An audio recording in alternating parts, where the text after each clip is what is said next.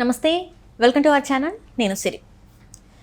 వైసీపీలో చాలా వరకు చూస్తుంటే కొన్ని అంశాలు అయితే అంటే రోజు రోజుకి కొన్ని స్టోరీస్ అయితే బయటకు వస్తున్నాయి. అయితే రీసెంట్ టైమ్స్లో చూసుకుంటే దువ్వాడ శ్రీనివాస్ ఇంకా దివ్వల మాధురి కథ మనం చూస్తూనే ఉన్నాం. అయితే ఈ విషయం మీద స్పందించారు ఎట్టకేళ్ళకి జగన్మోహన్ రెడ్డి గారు. అయితే మరి ఇంతకుముందు ఇలాంటి అంశం ఒకటి వచ్చింది, అది అందరికీ తెలిసిందే, సాయిరెడ్డి ఇంకా శాంతి. సో ఈ అంశం మీద మరి ఎందుకు జగన్మోహన్ రెడ్డి గారు స్పందించలేదు అనేది మనకు వివరించడానికి మనతో పాటు ఉన్నారు ప్రముఖ senior journalist, political analyst CS Rao garu. నమస్కారం. నమస్తే. ఇప్పుడు చూస్తుంటే హాట్ టాపిక్ అని మాట్లాడుకోవచ్చు, దువ్వాడ శ్రీనివాస్ ఇంకా దివ్వల మాధురి గురించి. సో ఇన్ని రోజుల జరిగిన తర్వాత, అంటే ఇన్ని రోజులు గడిచిన తర్వాత జగన్మోహన్ రెడ్డి గారు ఇప్పుడైతే స్పందించడం జరిగింది. మరి ఇది ఇలాంటిది కూడా ఇంతకుముందు ఒక నేత మనం చూసాం, సాయిరెడ్డి ఇంకా శాంతి. సో అప్పుడు మాత్రం ఎందుకు ఎన్ని జరుగుతున్నా కూడా ఒక్కసారి కూడా స్పందించిన దాఖలాలు అయితే లేవు, ఎందుకంటారు మరి? సో ఒకటి, జగన్మోహన్ రెడ్డి విషయంలో తన వాళ్ళకైతే ఒక న్యాయం, పరాయి వాళ్ళకైతే మరొక న్యాయం అన్నట్టుగా ఆయన వ్యవహార శైలి ఉంటుంది ఎప్పుడు కూడా. మనం చాలా అంశాలను మనం ఉదాహరణగా తీసుకోవచ్చు, బట్ కొన్ని అంశాలను మాత్రం ఉదాహరణగా మనం తీసుకొని ప్రస్తావించడానికి అవకాశం ఉంది. సరే, వాటన్నింటిని ప్రస్తావించుకునే ముందు ఇప్పుడు తాజాగా జరిగినటువంటి పరిణామం ఏంటంటే దువ్వాడ శ్రీనివాస్ ఎపిసోడ్ నడుస్తుంది. దువ్వాడ శ్రీనివాస్ అండ్ దివ్యల మాధురి అండ్ వాణి, ఈ ముగ్గురు వ్యవహారం నడుస్తుంది. ఈ ముగ్గురు వ్యవహారం ఎప్పటి నుంచి నడుస్తుంది? దాదాపుగా ఒక 2 వారాలు 3 వారాల నుంచి నడుస్తుంది. ఏ రాజకీయ పార్టీ అయినా, ఏ రాజకీయ పార్టీ అధినేత అయినా కానీ ఇమీడియట్గా వాళ్ళ మీద షోకాజ్ నోటీసులు ఇవ్వడమో లేదంటే వాళ్ళని సస్పెండ్ చేయడమో చేస్తారు. ఇప్పటి వరకు జగన్మోహన్ రెడ్డి వాళ్ళని సస్పెండ్ చేయడమో లేదా షోకాజ్ నోటీస్ ఇవ్వడమో చేయలేదు. తాజాగా మాత్రం దువ్వాడ శ్రీనివాస్ని ఇన్ఛార్జిగా అక్కడ తీసేశారు. టెక్కిలి నుంచి పోటీ చేసి ఓడిపోయారు కదా, టెక్కిలి ఇన్ఛార్జిగా ఉన్నాడు ఆయన. ఆ ఇన్ఛార్జి పదవి నుంచి తొలగిస్తూ ఒక నిర్ణయం అయితే జగన్మోహన్ రెడ్డి తీసుకున్నారు. ఆ నిర్ణయం కూడా ఎందుకు తీసుకున్నాడు అంటే, అచ్యుతాపురంలో జరిగినటువంటి ఈ ప్రమాదం సంబంధించినటువంటి బాధిత కుటుంబాలని పరామర్శించడానికి వెళ్ళారు ఆయన. ఆ సందర్భంగా ఎవరైనా క్వశ్చన్ చేస్తారేమో, మరి ఏంటి ప్రైవేటు వ్యవహారాలు ఏంటి, మరి పార్టీ పరంగా ఒక అధినేత ఏం చర్యలు తీసుకోరా అని చెప్పి అడుగుతారేమోనని చెప్పి టెక్కిలి ఇన్ఛార్జ్ నుంచి ఆయన బాధ్యతల నుంచి పక్కకు తప్పించారు. అంతకుమించి ఎలాంటి చర్యలు తీసుకోలేదు. సరే, అదైనా సరే దువ్వాడ శ్రీనివాసరావు విషయంలో తీసుకున్నారు, కానీ మరి సాయిరెడ్డి విషయంలో తీసుకున్నారా? అంతకుముందు బయటకు వచ్చినటువంటి గోరంట్ల మాధవ్ వీడియో రిలీజ్ చేసిన వీడియో వచ్చినప్పుడు చర్యలు తీసుకున్నారా అంటే, అనేక అంశాలు బయటకు వచ్చినప్పుడు కూడా ఎక్కడా చర్యలు తీసుకోలేదు. కానీ ఆయనకు వద్దనుకున్నటువంటి వాళ్ళని మాత్రం ఈజీగా పక్కకు తప్పిస్తారు. ఇప్పుడు మనకి ఎన్నికల ముందు గ్రాఫ్ అనేటువంటిది ఒకటి నడిచింది.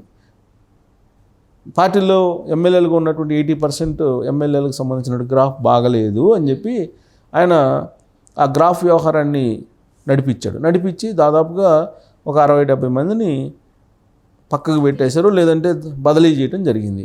ఆ బదిలీ చేయటం లేదా పక్కకు పెట్టినటువంటి వాళ్ళు ఎవరున్నారు?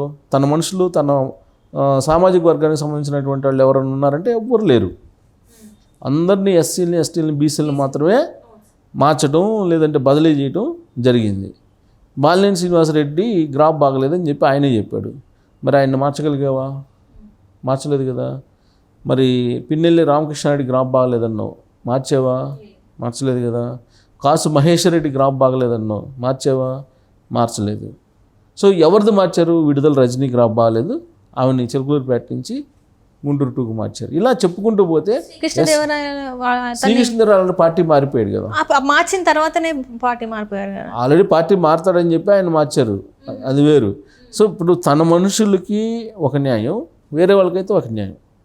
సో అలా ఉంటుంది. ప్రత్యేకించి ఎస్సీ, ఎస్టీ, బీసీలు అనే వాళ్ళ మీద ఎక్కువగా ఆయన చర్యలు తీసుకుంటూ ఉంటారు. అంతే తప్ప రెడ్డి సామాజిక వర్గానికి సంబంధించినటువంటి లీడర్ల మీద ఎప్పుడు కూడా చర్యలు తీసుకున్నటువంటి దాఖలాలు లేవు. దానికి ఇంకొక ఉదాహరణ ఏంటంటే సాయిరెడ్డి ఎపిసోడ్ని తీసుకున్నాం. సాయిరెడ్డి గతంలో ఉత్తరాంధ్ర ఇన్ఛార్జిగా ఉండేవాళ్ళు. ఆ టైంలో ఆయన మీద అనేకమైనటువంటి ఆరోపణలు వచ్చాయి, భూ కబ్జాలకు సంబంధించినటువంటి ఆరోపణలు అనేకం వచ్చాయి. ఆయన మీద చర్యలు తీసుకున్నాడా? ఆడ నుంచి ఇన్ఛార్జిగా తీసేసి మళ్ళా ప్రకాశం నెల్లూరు ఇన్ఛార్జిగా ఇచ్చాడు. ఆడ నుంచి తీసేసి అక్కడ మళ్ళీ ఇన్ఛార్జిగా ఇచ్చాడు. ప్లస్ పార్టీ కేంద్ర కార్యాలయంలో కీలకమైనటువంటి బాధ్యతలను అప్పచెప్పి అక్కడికి వైవి సుబ్బారెడ్డిని తన మనిషిని పంపించుకున్నారు. అక్కడ ఏమైనా బీసీలకు అప్పచెప్పి అక్కడ లీడర్లు లేరా? అక్కడ బొత్స సత్యనారాయణ ఉన్నారు కదా, అప్పటికే అనేక మంది ఉన్నారు కదా, గంట అరగంటలో బోల్డంత మంది ఉన్నారు కదా. సో మరి ఎందుకు ఎవరికి ఇవ్వలేదు? తన మనిషికి సామాజిక వర్గానికి అన్ని ఆరోపణలు వచ్చినప్పుడు కూడా ఇచ్చుకుంటూ వస్తున్నారు కదా. ఇప్పుడు తాజాగా ఆయన్ని టెక్కల్ ఇన్ఛార్జ్గా తీసేశారు. మరి విజయసాయి రెడ్డి నెల్లూరు ఎంపీగా పోటీ చేసి ఓడిపోయారు. సో ఓడిపోయిన తర్వాత అక్కడ ఇన్ఛార్జ్గా ఉంటారుగా. మరి విజయసాయి రెడ్డి మీదుగా ఆరోపణలు వచ్చినాయిగా. విజయసాయి రెడ్డి శాంతి వ్యవహారం కూడా నడిచిందిగా. ఇప్పుడు ఆ పుట్టిన పిల్లడికి తండ్రి ఎవరు అనేది ఇంతవరకు తెలియలేదు కదా.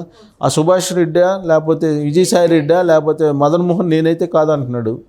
ఆ శాంతి సొంత భర్త తనకు పుట్టినటువంటి పిల్లోడు కాదని చెప్పి అతను అంటున్నాడు. అతనేమో రాష్ట్రపతి దాకా వెళ్ళి కంప్లైంట్ కూడా చేసి వచ్చారు. కంప్లైంట్ చేసి ఆ పుట్టిన బిడ్డకి తండ్రి ఎవరో తేల్చమని చెప్పారు. మరి విజయసాయి రెడ్డి మీద కంప్లైంట్ చేశారు. విజయసాయి రెడ్డి మీద ఆల్రెడీ పోలీస్ కేసు కూడా నమోదైంది. మరి ఇంత జరిగినప్పుడు విజయసాయి రెడ్డి మీద చర్యలు తీసుకున్నారా? విజయసాయి రెడ్డికి కనీసం షోకాజ్ నోటీసులు పంపించారా? పంపించలేదుగా. మరి ఇతన్ని దువ్వాడ శ్రీనివాస్ని మాత్రం ఇన్ఛార్జ్కి ఎందుకు తీసేశారు? చర్యలు తీసుకుంటే అందరి మీద తీసుకోవాలిగా. అసలు చర్యలు తీసుకోవడానికే వాళ్ళు ముందుకు రావట్లేదు. జనరల్గా ఏ పార్టీలైనా ఇలాంటివి జరిగినప్పుడు ఇమీడియట్గా సస్పెండ్ చేస్తారు, లేదా షోకాజ్ నోటీసులు అన్నీ ఇస్తారు, ఏదో ఒకటి జరుగుతుంది. కానీ వీళ్ళు అసలు మామూలుగా స్పందించడమే జగన్మోహన్ రెడ్డి ఇలాంటి ఇష్యూస్ మీద స్పందించడు. అసలు ఇవన్నీ కామన్లే అనుకుంటాడు ఆయన. ఇవన్నీ కామన్లే, ప్రైవేట్ లైఫ్ కాదు, ఇవన్నీ కామన్లే అని చెప్పాడు. వైఎస్ఆర్ కాంగ్రెస్ పార్టీలో ఇలాంటి రిలేషన్స్ని మెయింటైన్ చేసినటువంటి వాళ్ళు అనేక మంది ఉన్నారని చెప్పి ఇప్పుడు తాజాగా బయటకు వస్తున్నాయి ఒక్కొక్క పేర్లు. ఇప్పుడు ద్వారంపూడి చంద్రశేఖర్ రెడ్డి బయటకు వస్తుందని చెప్పి అనుకుంటున్నారు. అక్కడ ఎవరో దళిత మహిళని ఇలానే చేశారని చెప్పేసి జనసేన పార్టీకి సంబంధించినటువంటి బొల్లిశెట్టి ఆయన ఎవరో ఉన్నారు, ఆయన చెప్తూ ఉన్నారు. సో అది ఆవిడ ఏదో బ్లాక్మెయిల్ చేసి బయటికి రాకుండా ఆపేశారనేది కూడా చెప్తూ ఉన్నారు. సరే తాత్కాలికంగా ఆపేసినా ఏదో ఒక రోజు బయటకు వస్తారు. ఆ ద్వారంపూడి చంద్రశేఖర్ రెడ్డి వ్యవహారం మొత్తం, ప్రైవేట్ జీవితం మొత్తం బయట పెడతారు. ఇలాంటి వాళ్ళు ఇంకా చాలామంది ఉన్నారు. బయటపడినటువంటి వాళ్ళు కొందరైతే బయట పడనటువంటి వాళ్ళు చాలామంది ఉన్నారు. అయితే ఇక్కడ జగన్మోహన్ రెడ్డి ఎందుకు విజయసాయి రెడ్డి మీద చర్యలు తీసుకోవట్లేదు అని అంటే, దువ్వాడ శ్రీనివాస్ మీద ఈజీగా అక్కడ ఇన్ఛార్జ్ నుంచి తప్పించారు. కానీ అంత ఈజీగా రాజ్యసభ సభ్యుడిగా ఉన్నటువంటి విజయసాయి రెడ్డిని తప్పించలేకపోగా కనీసం షోకాజ్ నోటీస్ కూడా ఇచ్చే ధైర్యం లేదు జగన్మోహన్ రెడ్డికి. కారణం ఏంటంటే, ఒకసారి విజయసాయి రెడ్డిని కనుక టచ్ చేస్తే జగన్మోహన్ రెడ్డి అతని జీవితమే మొత్తం క్లోజ్ అయ్యే అవకాశం ఉంది. A1గా జగన్మోహన్ రెడ్డి ఉన్నారు, A2గా విజయసాయి రెడ్డి ఉన్నారు. సో మొత్తం కేసులకు సంబంధించినటువంటి వ్యవహారం మొత్తం విజయసాయి రెడ్డి దగ్గర ఉంది. మాయల పకీరు ప్రాణం చిలకలో ఉన్నట్టు జగన్మోహన్ రెడ్డి యొక్క జీవితం, ఆయన యొక్క భవిష్యత్తు మొత్తం విజయసాయి రెడ్డి చేతిలో ఉంది. సో విజయసాయి రెడ్డిని ఏం చేసినా కానీ జగన్మోహన్ రెడ్డి ఏమీ చేయలేరు. ప్లస్ దానికి తగ్గట్టు ఇప్పుడున్నటువంటి పరిస్థితులు ఏంటి? ఢిల్లీలో అక్కడ రాజ్యసభ సభ్యులు ఎవరైతే ఉన్నారో 11 మంది, ఈ 11 మందిని తీసుకెళ్ళి బీజేపీలో విలీనం చేయాలనే ప్రయత్నం జరుగుతుంది. దానికి ఎవరికి ఆ టాస్క్ అప్పచెప్పాడు అమిత్ షా అంటే విజయసాయి రెడ్డికి అప్పచెప్పారని చెప్పి తెలుస్తుంది. ఇలాంటి పరిస్థితుల్లో ఆయనకు నోటీస్ ఇచ్చినా లేదంటే పిలిచి మాట్లాడినా అసలుకే మోసం వస్తుందనేటువంటి భయం జగన్మోహన్ రెడ్డిలో ఉంది. అందుకే తన వాళ్ళకి ఒక న్యాయం, ఎదుటి వాళ్ళకి ఒక న్యాయం అనేలాగా జగన్మోహన్ రెడ్డి వ్యవహరిస్తూ ఉంటారు. ఎక్కడ దాకా ఎందుకు, అంతకుముందు గ్రాఫ్ బాగలేదన్నప్పుడు వాళ్ళ ఫ్రెండ్గా ఉన్నటువంటి అతను నీ గ్రాఫ్ బాగుందా అని చెప్పి అడిగాడు. అవును సార్.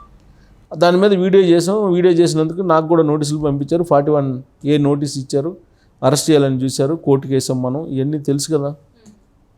మరి ఆయన ఎందుకు మార్చలేదు ఎమ్మెల్యేగా? అంటే తన సొంత సామాజిక వర్గం కాబట్టి ఎదురు తిరిగినా కానీ అతనికి అదే సేమ్ అక్కడే ఇచ్చారు కదా పోటీ చేయడానికి అవకాశం. అంటే జగన్మోహన్ రెడ్డి ఎవరైతే SC ST BCలు లేదంటే ఇతర వెనకబడిన వర్గాలు ఉంటాయో వాళ్ళ మీద ప్రతాపం చూపిస్తాడు తప్పితే తన సొంత సామాజిక వర్గం మీద చూపించలేనటువంటి అచేతన స్థితిలో ఆయన ఉన్నాడు. ప్లస్ ఇప్పుడు సాయిరెడ్డి ఎన్ని చేసినా, ఈ శాంతి వ్యవహారాలు ఎన్ని వచ్చినా సాయిరెడ్డి జోలికి వెళ్ళేటువంటి ప్రయత్నం, ఆ ధైర్యం జగన్మోహన్ రెడ్డి చేసేటువంటి ప్రయత్నం, జగన్మోహన్ రెడ్డి ఎలాంటి ప్రయత్నం చెయ్యరు కూడా, ఆ ధైర్యం కూడా లేదు ఆయనకి. సో కాబట్టి ఈ ఎపిసోడ్స్ ఏదైతే ఉన్నాయో ఈ ఎపిసోడ్స్ని బట్టి జగన్మోహన్ రెడ్డి ఏ విధంగా వ్యవహరిస్తాడు అనేది మనకు అర్థమవుతుంది. Right sir, right. Thank you so much. Thank you.